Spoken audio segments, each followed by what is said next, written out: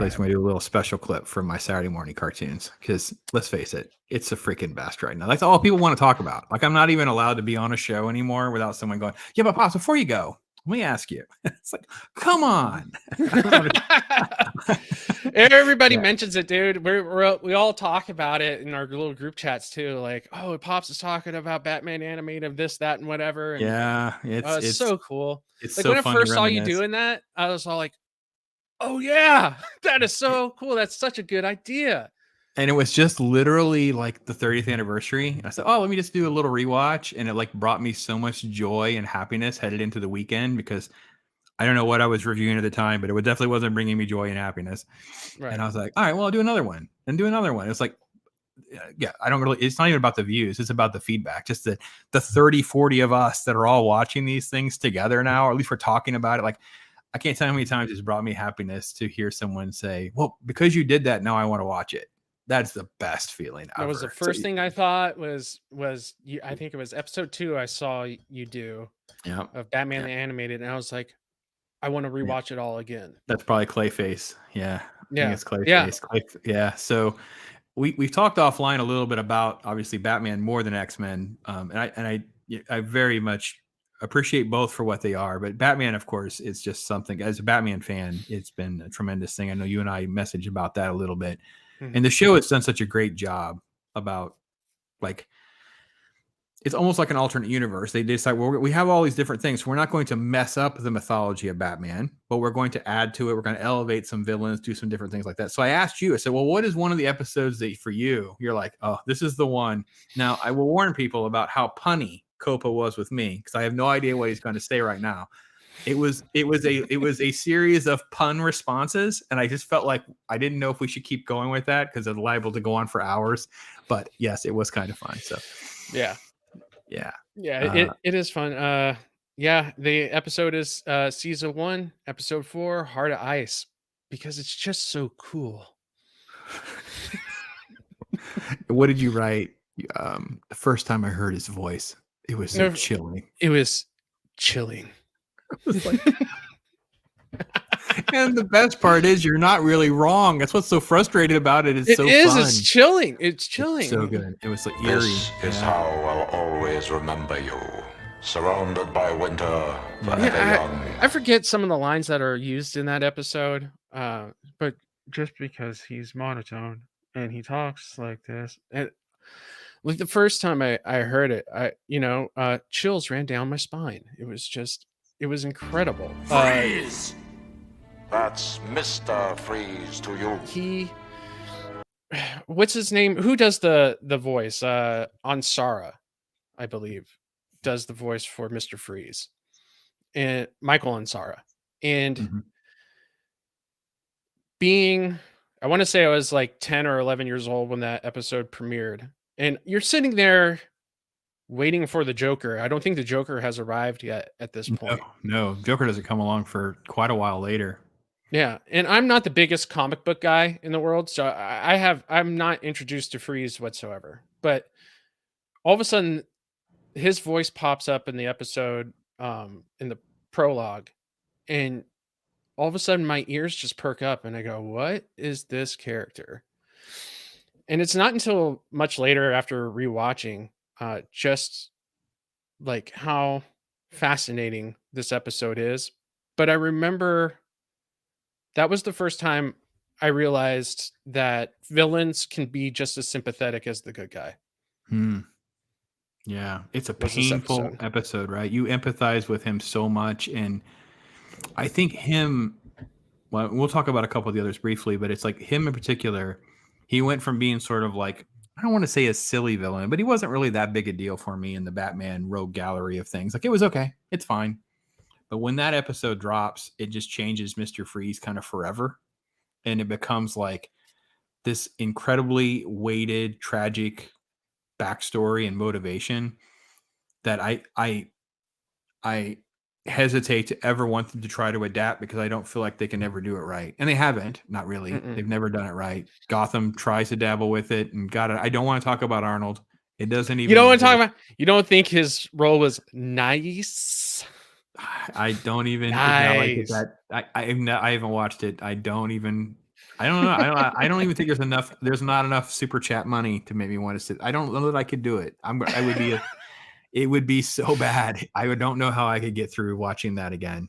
I can't find anything redeemable about that. I'd rather watch Batman Forever like 5 times before I'd watch that. So Yeah, there's at least some redeemable qualities to Batman Forever than Well, it's just Batman not the Riddler, right? It's not the Riddler. Like it's not even a bad performance that he's zany. He really should have just been the Mad Hatter. Like it really, you could make a couple twists here and there, and he becomes the Mad Hatter, and then at Right. least elements of the mind control and stuff like that make some sense. But yeah.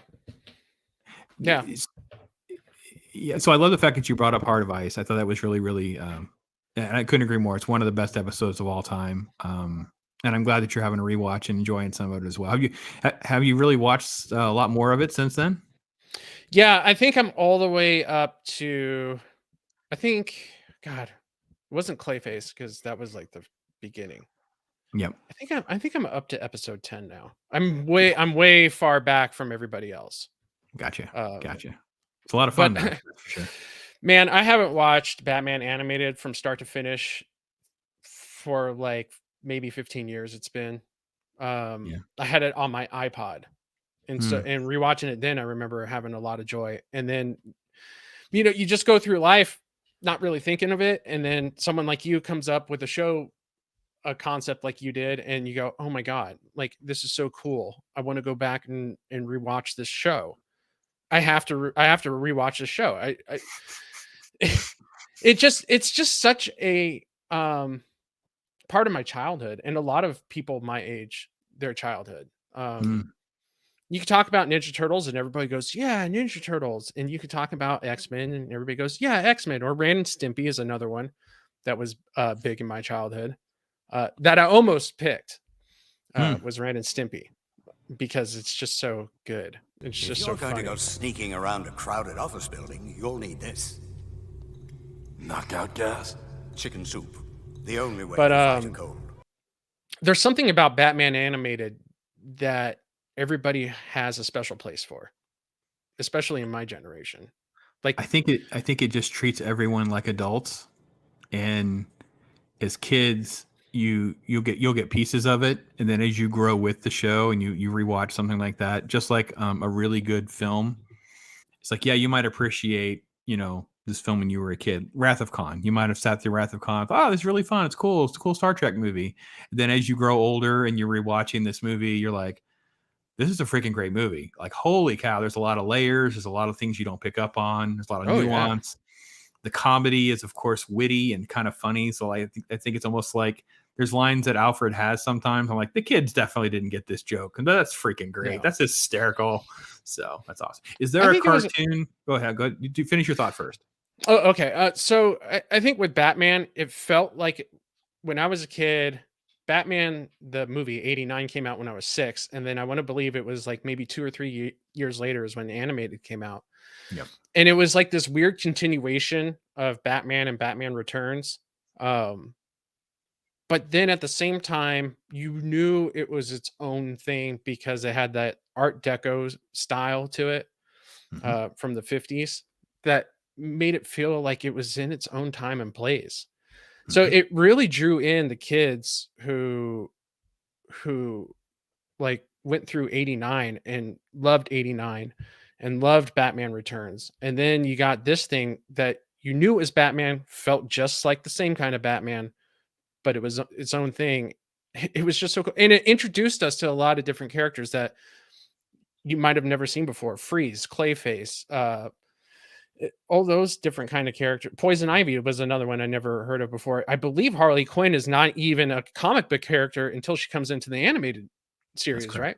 Yeah, she's created for that show. Yeah, right. And it's just like, and it's totally believable, and it makes you want to go read all these DC stories and stuff like that. I mean, they did a wonderful job with it, start to finish. Is there a cartoon that you would love to throw my direction and go, listen, I know maybe you can't take on a whole series, but you're like, could you dabble in a little this cartoon? It would mean a lot to me. Besides Ren and Stimpy. Ren and Stimpy was like softball, so I took it away. Okay.